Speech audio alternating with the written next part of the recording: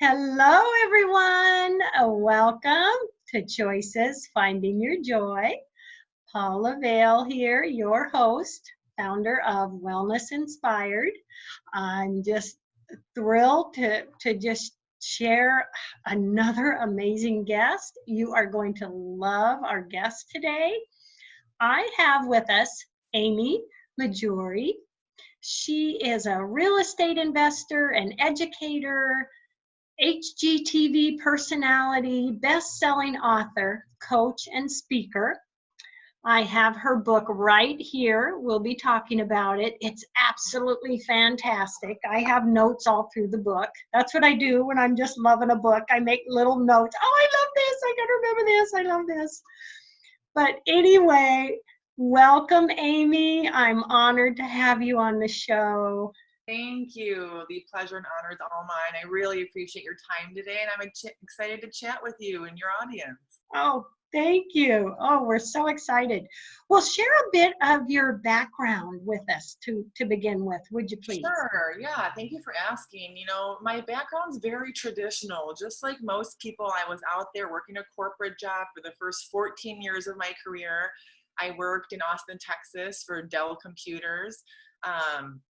I come from a Middle Eastern background, so we're very traditional in the sense of, you go to school, you go get a college degree, and then you get a stable, secure job for the rest of your life until you retire. And it was about in 2012 that I had just gotten burnt out. I was over corporate America. I wasn't giving it 100% anymore. And I was still trying to figure out what I wanted to do. And it was at that time that I come to a fork in the road and I decided to break free from corporate America. I never had an entrepreneurial mindset. I never was a manager of people. And I decided to pursue entrepreneurship in July of 2012. And the first business I started was my real estate business in Chicago. So I started renovating distressed properties, and I still do it today. Oh, I love it. I love it. And in your book, you talk about networking. You talk a lot about creating a team. So let's begin with, what would you say is the secret to networking? What did you discover? That's a great question. So when I started my real estate business, that was an industry I knew nothing about. So the first thing that I needed to do was build my power team. I genuinely believe that it's my team that has led me to where I am today. It's not because of me. When people, commend me on my success, the limelight, it goes to my team. So I was out there hustling for the first 18 months. I probably put in 70 to 80 hours a week, working both in my real estate business and my corporate job, just trying to build my power team. And as I got out there and started to network, I was just surprised at how many people didn't understand what networking really means. When you think back to traditional means of networking, it's very one-sided. It's more about how many business cards can I hand out, or how many can I collect, how many events can I go to, is there an opportunity for me to build a list in the hopes of potentially selling a product or service. It was just very one-sided, whereas modern day networking, as I like to refer to it, is more about what value do you bring to the table?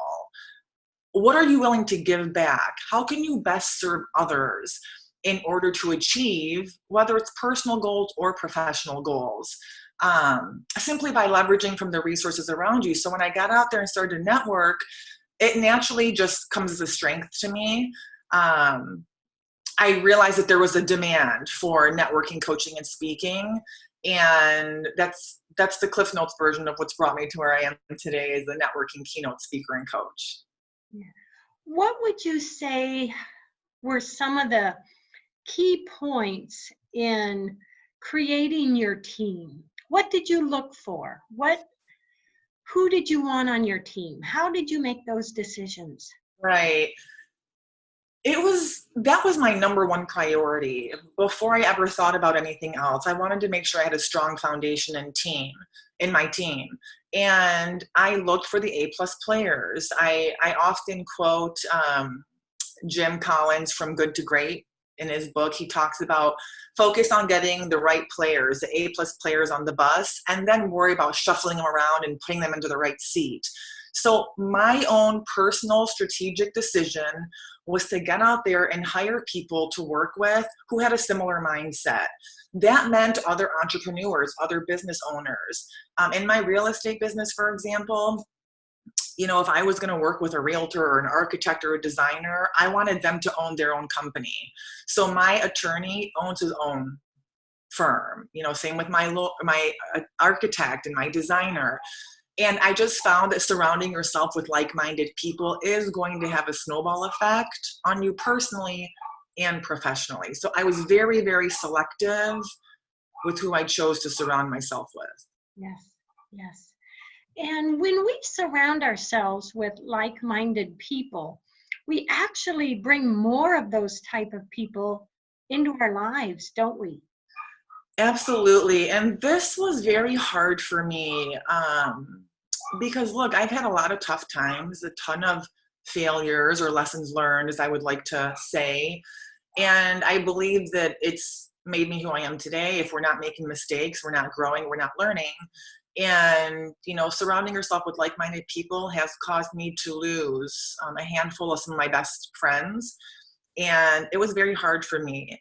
One was like a sister to me. I had been, you know, inseparable with her for 13 years. And when our friendship fell, you know, had a falling out, I tried to force it to work, but I quickly realized in a very humbling way, if you're not adding value to me personally or professionally, I don't have time. Life is too short.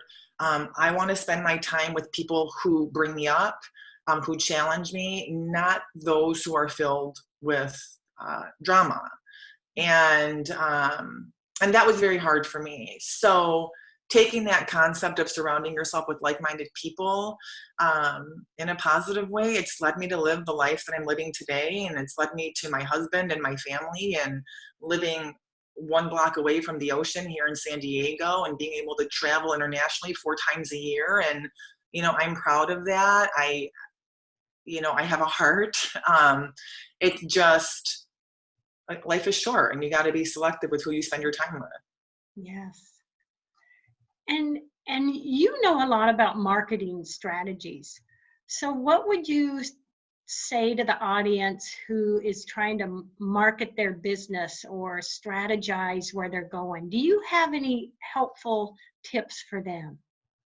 I do. I mean, I keep talking about my real estate business. That was just the first business I started.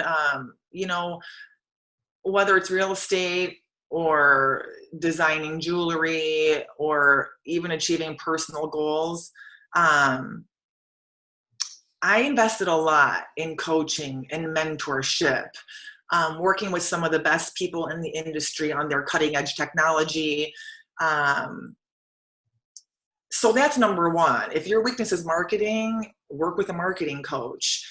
In my book, my networking book, I talk about there are so many ways that you could market cost effectively. I have a lot of my students who have a $0 a month marketing budget. Social media is huge, but there's a strategy. You want to be tactful when you post on social media. I have a lot of students who say, well, I'm not into social media. That's not for me. I don't want people knowing what I'm doing. Why not? You have a huge online audience. As long as you're strategic about it, why wouldn't you want your Facebook friends, for example, or family to know what you're doing? There's so much you can do in marketing, but I didn't realize the opportunities that were out there until I started working with my coaches and my own mentors. Yes, yes.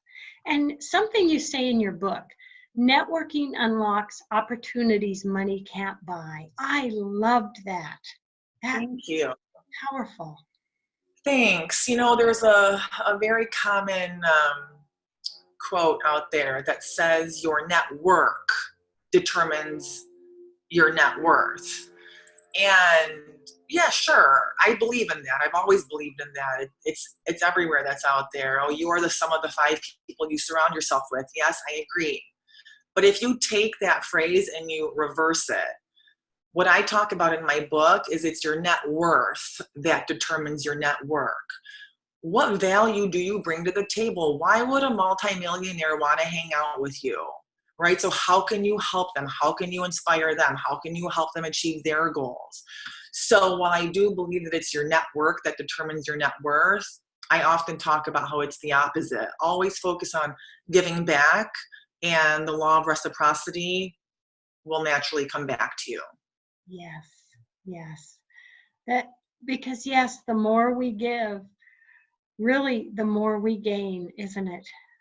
Yeah, and when we talk about leveraging from the resources around you, I always say use the power of one connection to open doors. When you and I first met, it was instant bond, chemistry, click. It's crazy. This is the first time I'm seeing you. And, I've ever since then, I've been like, okay, how can I help Paula? What is she doing? Are there clients I can send her way? Just because somebody has done that for me before. And not only is it just my way of giving back, people say that all the time as a business owner, how are you going to give back? What are you going to do? It's more than that. I genuinely want to help others because seeing them grow and develop is what it sounds cheesy, but that's what excites me. And then that does unlock opportunities that money can't buy. Through that process, I've met other business partners. I've opened up other entities. I've gone on vacations, created lifelong friendships. So that's more than just monetary to me. Yes, yes, it's priceless. I know myself in my 27 years of restaurant business, in a way, I was networking with my customers. I adored my customers and I made connections, I made friends and opened up so many things into my life that, proceeded later. The connections I made, it was tremendous. I mean, we're networking every day. You're so right.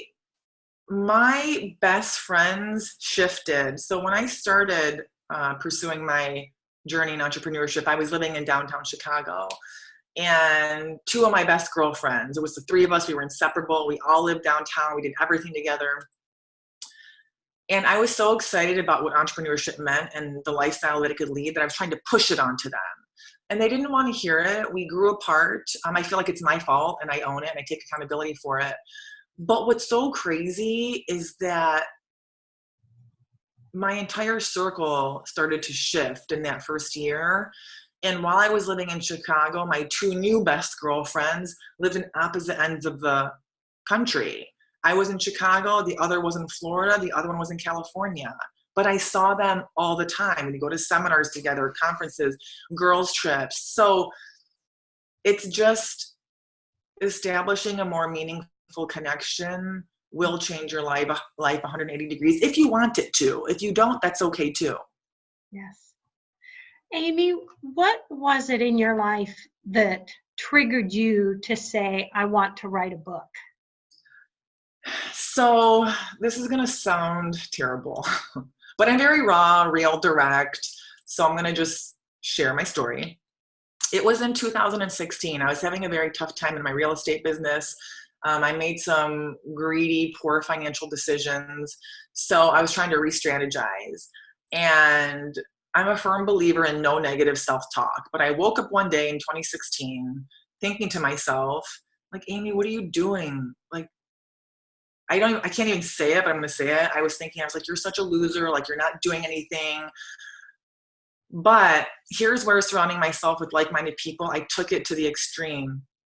A lot of my friends and business partners are very strong type A personality individuals, and they're all doing things at a very high level. So when I woke up that day and I looked around at my circle, everyone was writing a book, and not just their first book. They were on their third book, their fifth book. They've started their own seminars, multiple businesses. So I was like, oh my God, I'm not doing enough.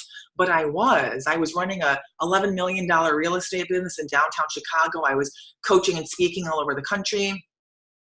So I actually wrote the book for all of the wrong reasons. I'm very competitive. And I was like, I got to write a book. All my friends are writing books. Like, what am I doing? And through my coaching, a lot of my students had told me, and shared stories about how valuable my networking tips were. So I was like, whatever, like that's so easy for me. I'll just write a book on networking.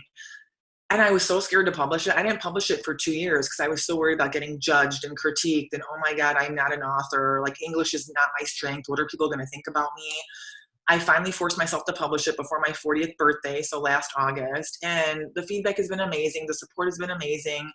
And I can't believe it. I've actually started my second book now for the right reasons. I want to do it. I don't care about what other people are doing.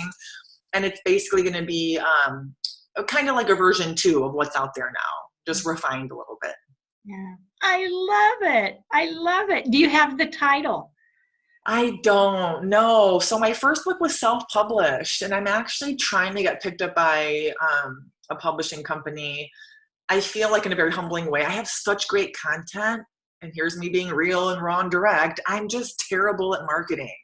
So I want to try and see if I can find someone to help me with that. So I don't know the title yet. Yes. Yes. We will. We'll have to chat after the show. I know an amazing publisher. That would be fantastic. I love it. The power of connection. I know. I know. Gosh. Well, let's take a moment now for you to tell everyone where they can get a copy of this first book of yours. Yeah, thanks for asking. It is on Amazon. The Kindle version is available for $10 or paperback for $18. And then often when I speak at events, I just take copies of my book and I'll sell it at cost, which I think is like $8. But they can buy it online at Amazon. Just do a search for my last name, Mahjoory, if you can remember that. And then, or you can go to my website, which is amymahjoory.com. Awesome. Awesome. Because it is a fantastic book. And I am really excited to hear you're going to do a second one. So, thank you. So, we're both entrepreneur girls. What would you say has been your biggest challenge being an entrepreneur? I know we have challenges in that, when we strive for. Yeah, absolutely. I'm pausing because I don't want to get emotional. I get that question often. And man, I've had some really tough times. And it goes back to 2016. And a lot of it was financial. Again, I just got greedy. I don't want to say I was lucky because I put in a lot of hard work when I started my first business. And so I had a lot of immediate success. I've never been arrogant. I've never been egotistical. I think I was overly confident. And one of my most challenging times is when I got greedy in 2016 and I bought more than I could handle in my real estate business. And I remember living in denial. I talk about, living above the line and living below the line of responsibility. And back in 2016, there was a period where I chose to live below the line. And what I mean by that is I started to blame my failures on my team. And I didn't sleep at all in 2016. I was going to the doctor at least once a month. I was extremely stressed. I was a terrible girlfriend to my now husband. And I genuinely believe, though, that it's tough times that define us, and perseverance will prevail. I never believed in quitting or giving up. As a business owner and entrepreneur, in my opinion, should be number one. You just focus on how can I fix this? What can I do to make it better?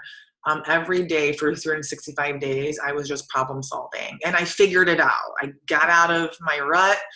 Everything ended up being great. I'm much stronger now. It's funny because, when I coach some of my students in all industries, a lot of the times, and in a very endearing way, I will laugh about their tough times. But I tell them, I'm like, oh my God, you are so cute. Let me tell you what happened. And here's how you can problem solve, troubleshoot, get over it. It's going to make you so much stronger. So just have the perseverance prevails attitude, focus on just figuring it out, and just don't give up. You guys can figure it out. Talk to your coaches, talk to your mentors, talk to your family. I would come home many days and just cry to my husband. He would never even ask me, what are you doing? What's wrong? Why are you crying? He would just hold me. I would cry and move on to the next problem. So, isn't it so true, Amy, that when we go through challenges, really we can learn from that, and that can make us so much stronger. It can give us new perspectives, and that can transform into positive things and success as we go forward. And what's wonderful is we can help others. And that's what you're doing with your book and your coaching. Yeah, a lot of my book and my speeches are very motivating and inspiring, because I always tell everyone that I connect with, like, I'm a normal person. Like, the only reason I'm up here teaching and speaking is because I'm a product of a system.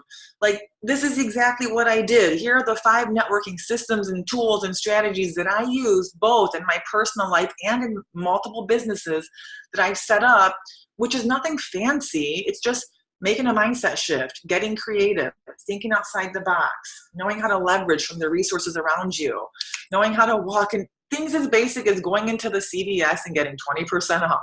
It's like day-to-day stuff, or learning how to raise $16 million, learning how to network your way into HGTV. It's like all ends of the spectrum.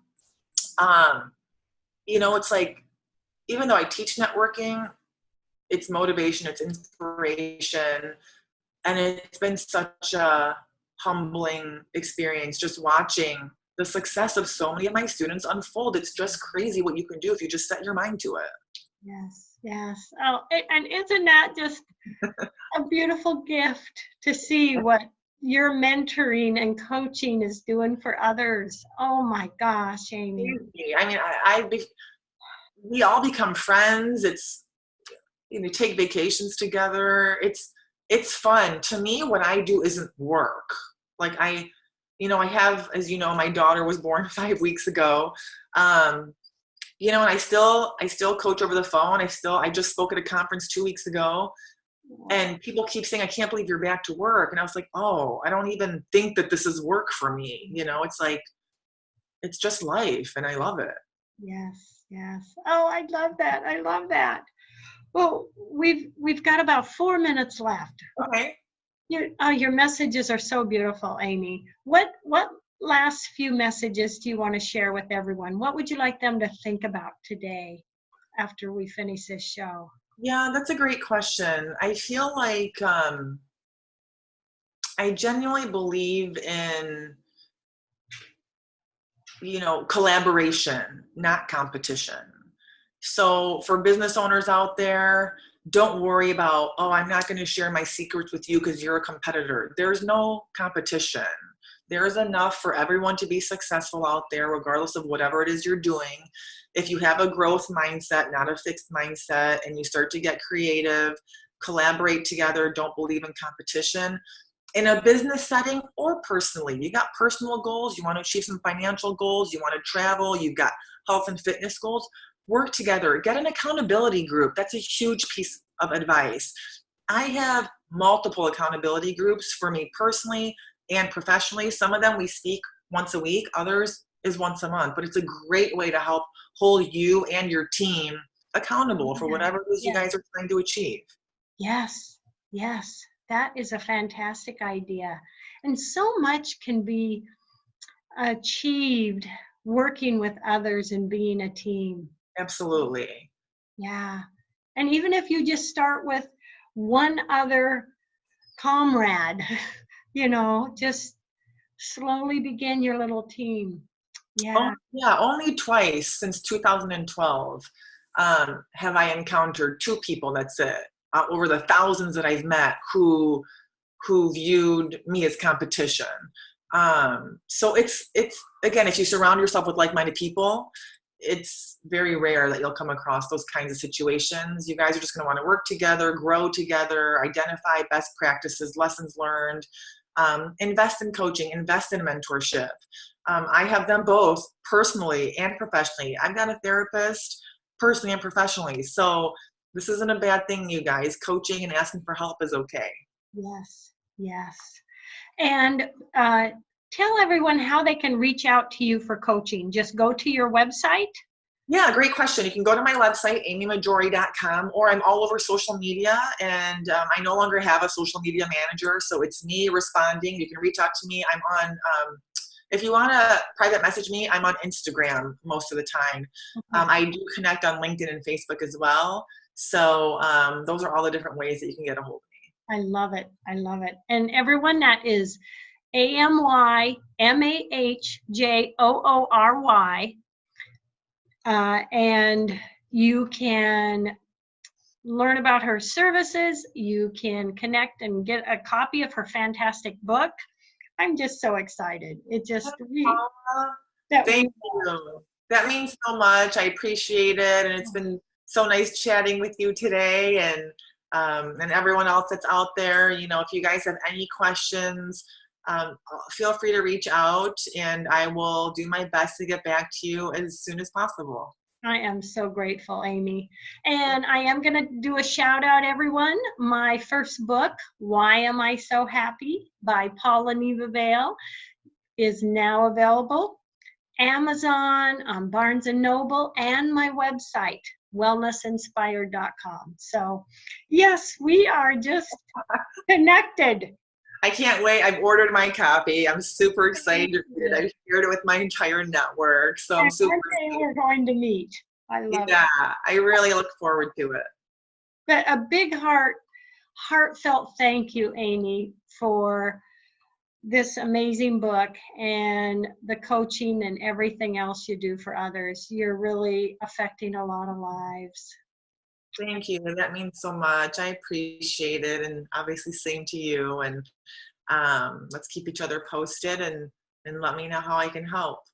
Oh, thank you. Love, hugs, and blessings to you, Amy. To everyone out there, love, hugs, and blessings. And we will chat again soon. Thank you. Bye. Bye, guys.